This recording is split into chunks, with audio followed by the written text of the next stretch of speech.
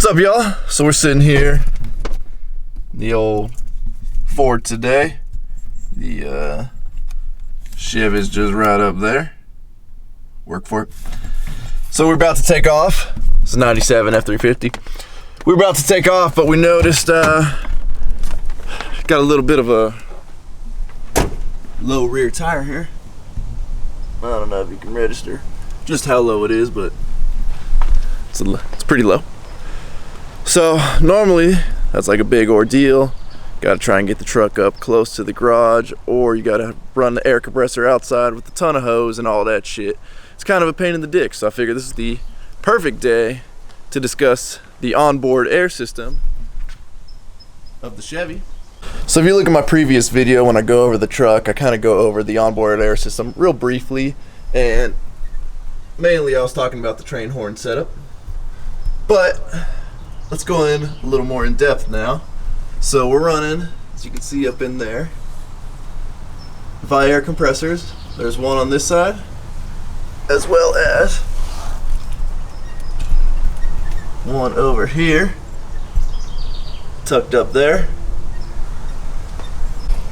So along with the dual compressors, we're running 8.5 gallon air tank, and that's 8.5 gallons at 200 psi, pretty much full time. Then we've got an air chuck here, so we can hook up whatever we need. We've got our gauge here, which didn't really survive all the rains we had this year, so that gauge needs to be replaced. I don't know if you can see it. There you go.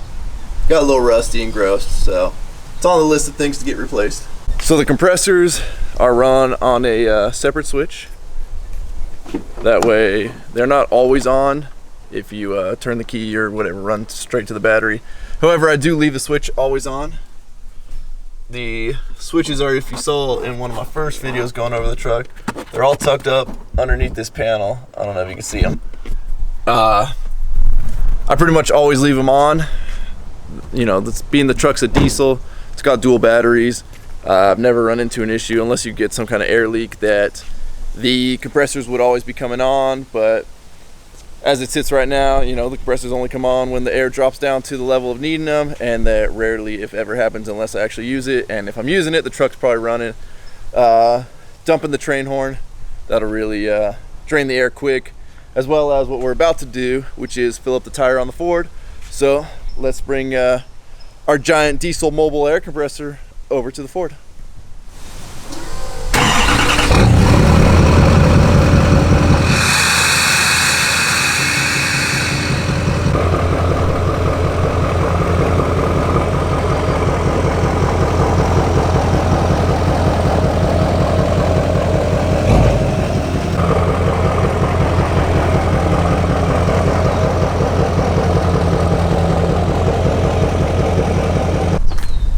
So normally I'd leave the truck running when doing something like this, but for the sake of this video, we'll leave it off. That way you can hear, you know, the exhaust sound's kind of gonna hinder, as beautiful as it is, kind of gonna hinder my voice.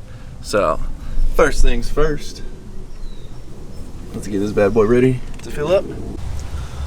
So I've got one of these undercover swing cases in here. This is where I keep my air hoses, my fill valves, all that stuff, my tow straps, any of that kind of thing. So I used to keep a bunch of chains in here as well, but it was too heavy, it didn't like it, so I really tweaked the mount here. So I need to get a new mount for this undercover swing case.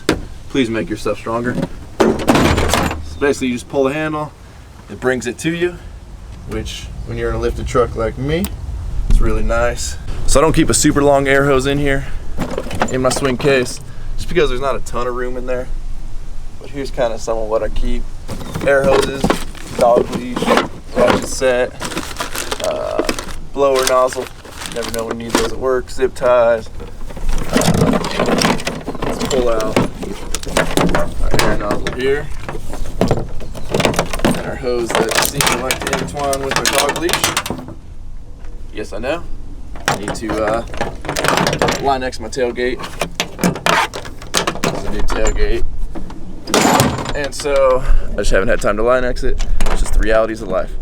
I don't know if this air hose is gonna reach the way it sits right now. We might have to get a little bit closer, but I think we'll be okay. All right, so you can see we got our air chuck right here. Let's get our air hose hooked up.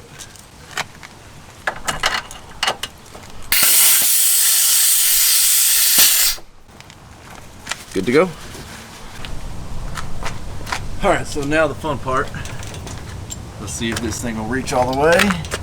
Oh yeah, looks like we reached with plenty of room to spare.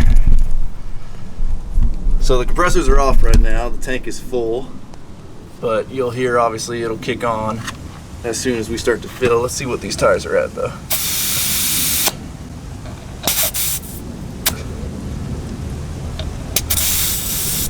All right, so we're registering about 20 PSI, whereas we need to be at 80.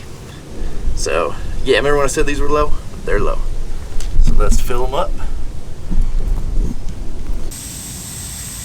So even though 8.5 gallons sounds like a lot, it doesn't take long before the compressors kick on. There you go.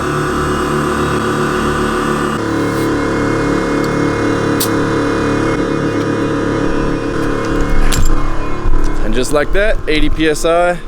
I don't know how long that took, but it wasn't very long. That's the beauty of running two compressors. You're not taxing one too hard, and you know the amount of airflow coming in is obviously double. So it's a pretty sweet way to go. As you can hear, I'm running it right now without the truck running. This is just the batteries powering this thing, and they really don't sound like they're straining. If I turn the truck on, you'll hear that they'll speed up a little bit, the compressors, but it ain't much.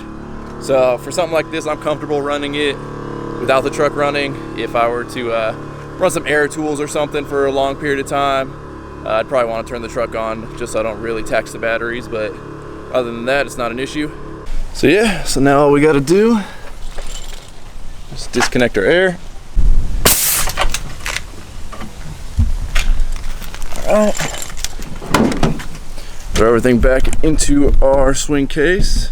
So I'd love to run a bigger air hose because I really kind of hate the slinkiness of these hoses, but the size of them really comes in handy when you're short for space, like I am in these undercover boxes. So let's cram everything back in there. Let's pull out the ratchet set. That sits down in there. Also fits in there. Ratchet sits on top. Now it is locking as well. So in theory, you just push this thing back in and it locks up against the side, which it did great for a while until the mount just got annihilated. So now you kind of got to push up on it when you do it. We'll see if it'll work here from down here. There we go. Locks into place. It's a really sweet concept. They just need to make them stronger. All right, back in the mobile air compressor now, which I might say is a pretty nice air compressor because I don't know too many that have leather seats. So it was just a quick one for you guys. Hope you guys enjoyed it. There's a lot of little things on this truck I'm gonna be going over in depth. If you'd be so kind as to subscribe, let your friends know, share this video, that'd be awesome. And remember, if there's anything you want in life, there's only one way to get it, and that's to work for it. Later.